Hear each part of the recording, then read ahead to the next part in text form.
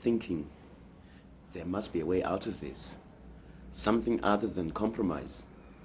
We are in fields where compromise is unthinkable. Thinking, poor old man, to be reduced to this. But he watched Tony dancing to the record. There was another serious case. Tony's sculpture had been found not of the people. He had studied all over Europe under some of the best modern European sculptors. His work was totally cosmopolitan, nothing to do with any particular tradition.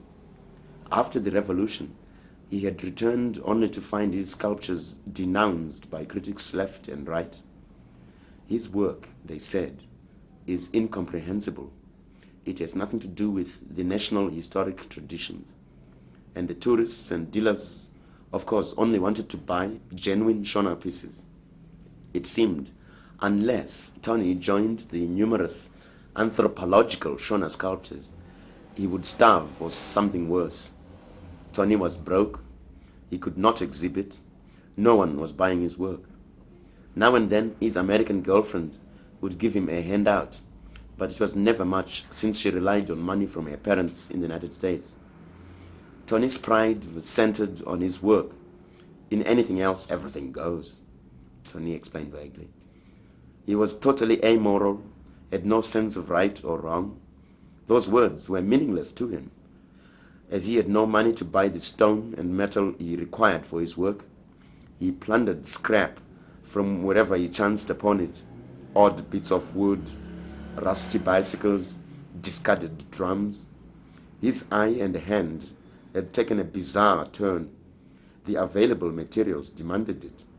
He was totally loyal to Rita, his girlfriend, though you soon discovered that he had no notion of what loyalty is. Give him stone, give him metal, and the man was transformed into a Hephaestus, transformed into a Michelangelo, albeit a thin, wiry, hungry-looking one. Now he was dancing out of his head, for the record had long since stopped, and Buddy thought of him as of the others in the purple soft room as the walking wounded.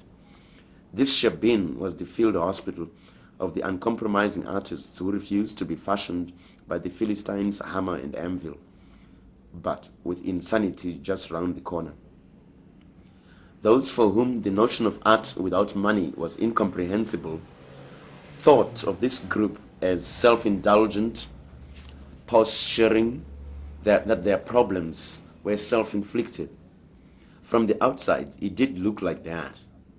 For the people on the outside thought only in terms of money, nothing but profit and gain. It was in their thinking insane to pursue something that did not generate money. It was usually no use trying to explain their high and passionate understructure of the need to create.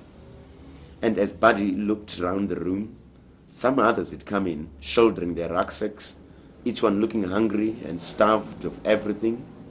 He knew these were the members of that generation which had been caught up in the social and psychological upheavals of Europe in the 60s and 70s. A generation which had tasted the excitement of individual freedom and collective health in body and mind and environment. A generation which had swelled the ranks of the disarmament movement, the Greenpeace phenomenon, the anti-Vietnam hysteria, the passionate concern for both human rights and ecological purity. A generation that had been caught up in the search for spiritual and inner development and had rejected intellectualism and the middle-class ambitions of its parents. But while Africa was flocking to Europe's universities, Europe's own children had found those very universities lacking in something for which they now flocked to the East, to India, Papua New Guinea, to Africa, in search of the fulfilled but simple life. The cheap materialistic ends of middle-class life were out. These people in the Shabin clung to that dream. The individual can only find his society by searching to the utmost in himself. It was dangerous, it was livable, it was discouraging.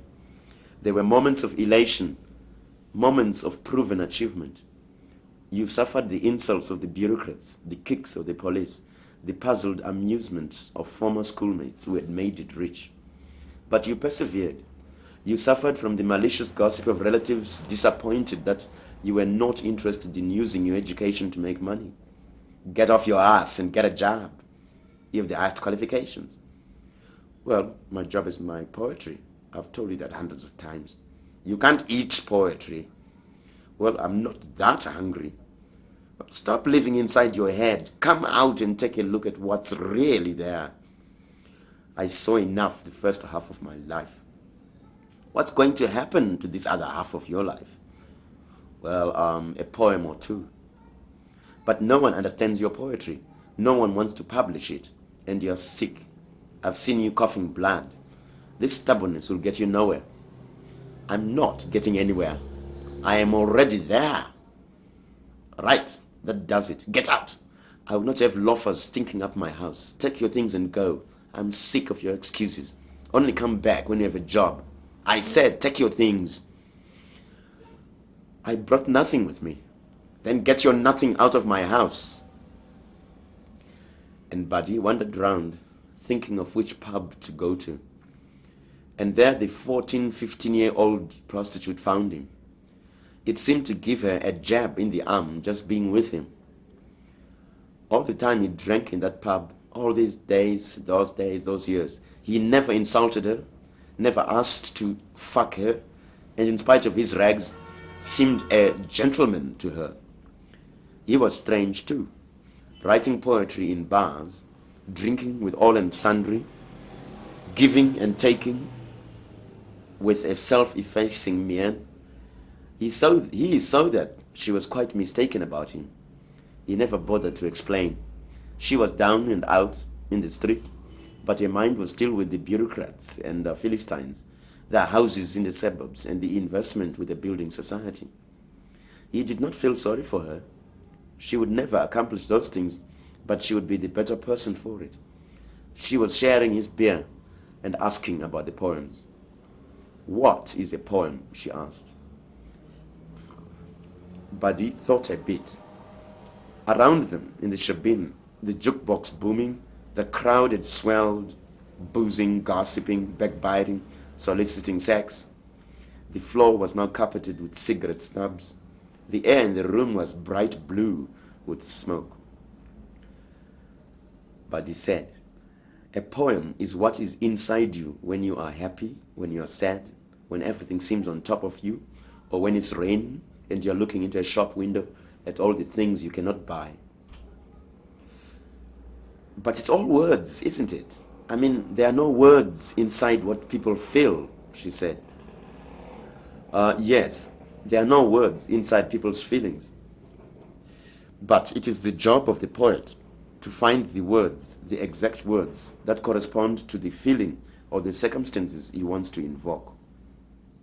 She asked incredulously, that's what you do? And the awe in her voice terrified him. He had not known it all this time, but she was one of those who understood. There was only the problem of convincing her that simple hardship was infinitely preferable to the middle-class comfort she vaguely aspired to. Selling her thin, miserable body to all and sundry, thinking, that's precisely what I do with my poems. Because Buddy had even tried the poetry program on radio.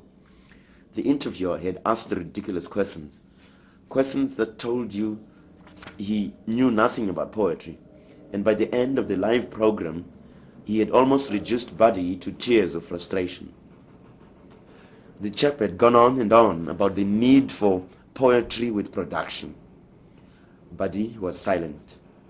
And here was a little prostitute, a little whore, asking the simple but straightforward questions that poetry and the poet's task should stimulate.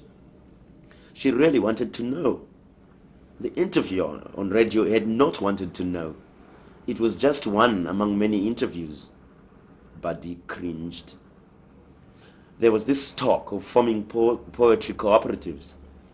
You get these guys together, preferably ex-combatants, and you each contributed a word or a phrase to the poem. You published it in the name of the cooperative. In the same way, you formed short story, drama cooperatives. That was poetry with production. not Buddy's nihilistic individualism, which some said was merely a manifestation of capitalist thought. They said every poem is political, everything written is political. So, which side are you on, comrade? Is yours poetry with the people or poetry against the people? And Buddy, who had always had a problem with slogans, would shake his head in frustrated sadness and walk away. Sometimes they would not let him walk away. They would beat him up, tear up his notebooks and stuff it away. They would beat him up, but that was all right. You learned to take the violence and the voluptuous delights of this city without running, without turning a hair. The alternative